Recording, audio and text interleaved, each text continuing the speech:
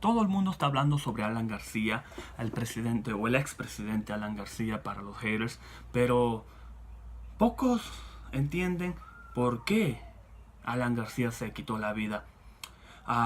Para entender por qué alguien como Alan García, como el expresidente Alan García, toma esta decisión de arrebatarse la vida de un balazo en la sien, tenemos que meternos en la cabeza de Alan García y analizar sus perspectivas, analizar, mirar todo lo que él estaba pasando. Para eso hay que entender, primero, hay que entender de que Alan García tenía un ego muy grande. Su ego era tan grande como la inflación que nos dejó después de ser presidente en el 90, del 85 al 90. Pero también él quería pasar a la historia. Segundo, o mejor dicho, reclamaba un sitio en la historia. Segundo, hay que analizar un poco la última entrevista que dijo, porque ahí pareciera que Alan García deja escapar algo, se le nota algo y entiende algo, él persigue algo. Entonces hay palabras reveladoras en esta entrevista. Y por último, hay que mirar su situación, cómo estaba su situación en ese momento, qué estaba pasando, cómo él miraba las cosas. Y también voy a hablar un poco sobre los conspiranoicos. Bueno, no me quiero extender mucho hacia de que, primero, hay que mirar de que el presidente Alan García, él siempre soñaba como pasar a la historia como el segundo Aya de la Torre. Que la historia de los libros peruanos lo miren a él como un gran estadista. Y no es para menos, su segundo gobierno hizo un gobierno regular, un gobierno bien, diría yo, si no es por los casos de corrupción, los escándalos de corrupción que estuvieron llenos en todo su gobierno. Tal vez muchos estuvieran de acuerdo con lo que dicen los apristas, es el mejor presidente del mundo que ha tenido el Perú hasta ahora. Pero en una entrevista Alan García le dijo al mismo César Hildebrand, si uno quiere un sitio en la historia no tiene que robar. Y Alan García estaba muy seguro de que él siempre iba a salir limpio. ¿Por qué? Porque controlaba el poder judicial.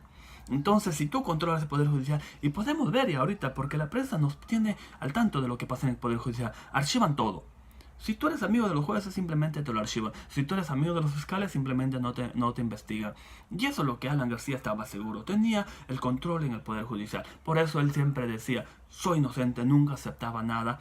Y siempre decía que él quería pasar a la historia como uno, quería tener un sitio en la historia. Y así lo dijo en una entrevista. Además, cuando se suicidó, él dejó una carta diciendo que el valor de la historia vale más que cualquier oro de lo que se pueda robar.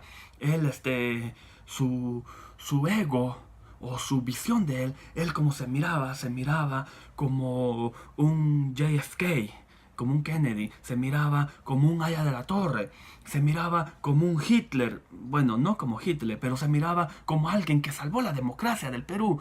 Y hasta ese punto de que salvó la democracia, es cierto, porque cuando él regresó, aún con su reputación por los suelos, él le ganó a Keiko. Y yo lo miré como alguien que nos salvó de las manos del fujimorismo otra vez. Y quitarle el plan verde a los fujimoristas. Pero después hizo pacto con Keiko. O sea, la cagaste pegada. Entonces, ajá.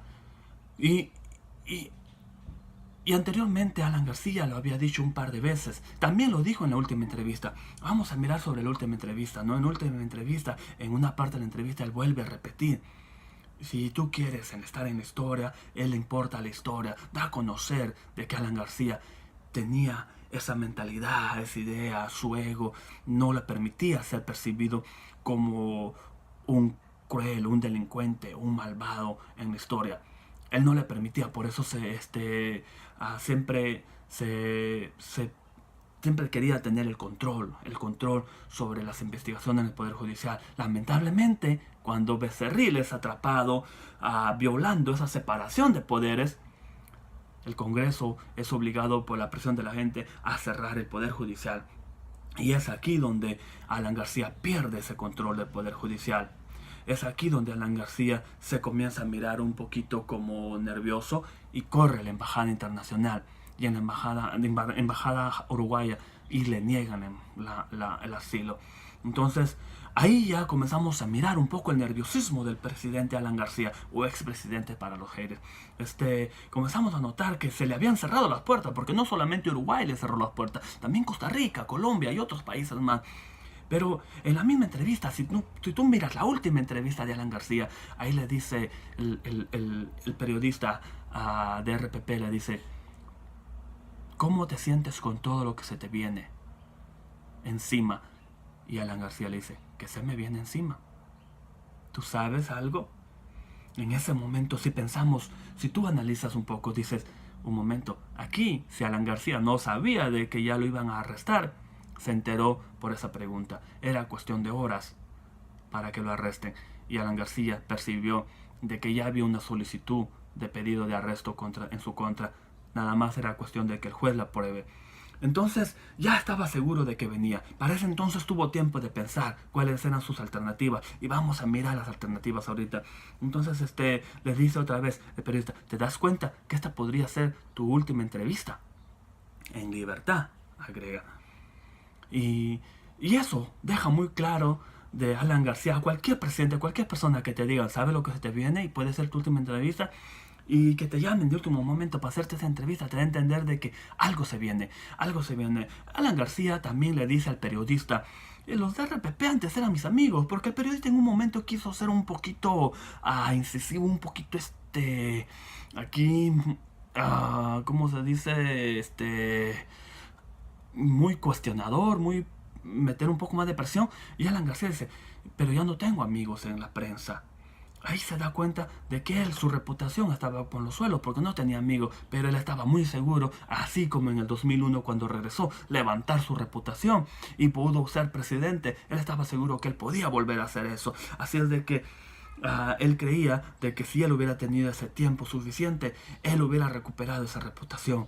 Y tal vez en esta última ocasión no hubiera robado. Sí quería ser presidente por una tercera vez y terminar como un gran presidente, un gran estadista, y que la historia le reconozca como uno de los mejores, y el aprismo vuelva a levantarse. Lamentablemente no fue así. ¿Pero por qué? Miramos su situación alrededor. ¿Qué estaba pasando con Alan? El caso Lavajato, ya los fiscales le tenían pisando los talones. Los fiscales Vela, Pérez y el caso especial de Lavajato los venían acorralando a Alan García. Entonces le habían cerrado las puertas internacionalmente. La mayoría de los peruanos ya no le creían y querían que se enfrente a la justicia, y los fiscales le venían cerrando la puerta. No tenía el poder judicial bajo control, había perdido la prensa que lo defendía. Alan García cada vez miraba sus alternativas reducidas, cada vez a menos, y para salir adelante era muy difícil. Y también Vizcarra le dio la espalda. Vizcarra, después de los CNM audios, Vizcarra simplemente se independiza y le da la espalda. O sea, es que también pierde cualquier apoyo del Poder Judicial. Y su intento por desprestigiar a Vizcarra o al gobierno, al Ejecutivo, fracasó, simplemente fracasó. Pero en otras cosas también. Barata ya había dicho que ella había dado dinero y había soltado información. Se habían descubierto las rutas del dinero, ya se había incautado dinero, se había descubierto un testaferro que era Nava para Chalán y se habían sacado $4 millones. Y más aparte, había escuchado el testimonio de Espínola y se decía en el diario de César Hildebrand, dice de que había por lo menos 3 personas muy cercanas a él que iban a hablar. Y en cuestión de días, Marcelo Odebrecht iba a dar esa estocada final. Alan García iba a pasar como la historia, como el villano, como el malo de la película. Y él no estaba dispuesto a hacer eso. Tenía la soga en el cuello, pero antes de que lo ahorquen, él dijo: prefiero quitarme la vida con mis propias manos antes de que me recuerden en la historia como el presidente encarcelado o como un presidente afrontando un juicio. Y es por eso de que Alan García toma esa decisión. Si tú te pones a ver desde su punto de vista, aunque te escaparas al extranjero, ibas a quedar mal. No podías meterte a una embajada porque ya era ridículo hacerlo una segunda vez. A nivel de otros países nadie te quería. En el Perú ya nadie te quería o muy pocos confiaban en ti. No tenías ayuda en el Poder Judicial, la gente, tu gente a ti estaba hablando, se había descubierto la ruta del dinero, ya se había confiscado dinero, y los jueces, los fiscales te tenían pisando los talones. ¿Qué te queda más que hacer? Si es que tú eres una persona que quieres pasar a la historia y como reclamaba siempre Alan García, pedir un sitio en la historia. No le quedaba de otra más que acabar con esto para una sola vez o de uno solo. Y era dándose un tiro en la cabeza. Pero tú dirás, pero las investigaciones van a salir, o sea, va a hablar y se va a demostrar. Claro, pero ¿qué van a decir sus seguidores, sus supporters? Van a decir, un momento, ahora que está muerto, si todos se lo quieren aventar a Alan, ya porque no puede defenderse. Entonces no van a creer, van a decir de que, oh, tú robaste, ¿sabes qué? Pero Alan fue el que robó a mí, yo nomás yo le ayudé un poco, pero entonces van a mirar que todos se lo van a querer cargar a Alan, ¿no? Es así como lo van a ver. Algunos por eso están viendo a Alan como un héroe. Pero vamos a hablar un poco sobre los conspiranoicos. Bueno, antes de hablar sobre eso, vamos a decir, ¿quién tiene la culpa de que Alan se haya suicidado? Porque le están echando la culpa a todos, menos a Alan García. ¿Por qué no hablamos de Becerril? Que por culpa de él se cerró el Poder Judicial. Votaron a fiscales y jueces amigos de Alan García por culpa de Becerril, porque se dejó descubrir tratando de violar la separación de poderes. O le echamos la culpa a Chávarri por su ineficiencia e incompetencia de poder frenar o sacar a los fiscales, aunque intentó, pero el pueblo estaba encima, pero a Chávarri no pudo. ¿Por qué no le echamos la culpa a ellos? Se le han echado la culpa hasta el mismo presidente de Uruguay. Imagínense cómo la locura. Bueno, un poco sobre si Alan vive o no, los conspiranoicos. Hay quienes están hablando de que las cejas de Alan no machan a las cejas de la persona que han mostrado muerta, y que Alan era más gordo, su volumen era más prominente, pero la persona se mira más delgada. Yo creo más bien de que había perdido peso últimamente, aunque en la última entrevista se sigue mirando gordo. Dicen que las orejas, la nariz, todo aquí hay un gato encerrado, dice. Y hasta la papada. Una cosa también que miro es de que Alan era canoso ya, pero en la foto el que muestra es un hombre que casi no se le miraban canas. Y la pregunta del millón, ¿por qué no quieren enseñar el rostro? ¿Ah? Cuando otros mueren, líderes mueren, han sacado su cuerpo, hasta Lenin lo tienen en caja de vidrio para que miren su cuerpo, los han exhibido al nivel de toda la gente, todos sus supporters, todos sus seguidores. Alan García no, han encerrado su féretro y no han dejado ver su rostro. El Congreso, como a todo presidente, tiene que hacerle un duelo, tiene que hacer su entierro con honores. Los familiares no han permitido eso, no han querido que se vaya el cuerpo de Alan al Congreso. ¿Será porque no hay cuerpo?, dicen algunos. Bueno, yo personalmente creo de que el expresidente Alan García sí se suicidó, porque por todo lo que dije, no tenía ninguna puertas abiertas, y si él quería realmente ocupar ese sitio en la historia, la única forma como lo podía hacer era acabando con su vida y defendiendo la poca dignidad que le quedaba. Sí, porque su reputación estaba por los suelos y su dignidad se estaba simplemente desvaneciendo. Para defender su poca dignidad, esa era la mejor alternativa que le quedaba al expresidente Alan García. Y obviamente tendrá su sitio en la historia. Y obviamente los apristas lo recordarán como un héroe, como un mártir. Sus detractores lo recordarán como alguien que no quiso enfrentar la justicia. Y tal vez la historia peruana oficialmente sea condescendiente con él y lo recuerde como un expresidente que gobernó 2 veces.